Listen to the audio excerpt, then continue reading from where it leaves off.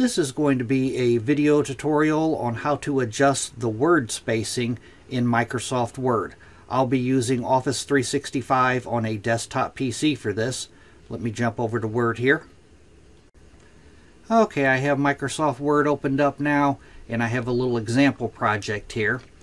Say that I wanted to increase the spacing between each of my words. The first thing you would need to do is select the text that you want to increase the word spacing on. Say I wanted on this little paragraph here, I wanted to increase the word spacing on that. I would simply hold down my left mouse button and drag across it to highlight that text where I have that text selected.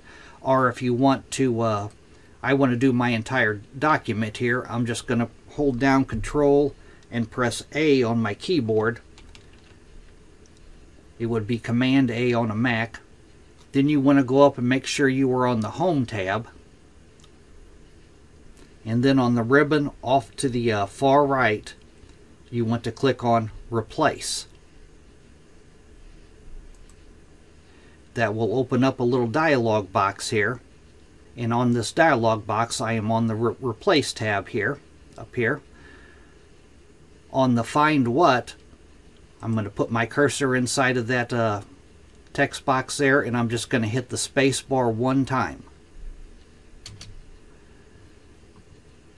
Now on the Replace With, I'm going to put my cursor inside of that text box, and I'm going to, you can increase it however many you want by simply hitting the space bar.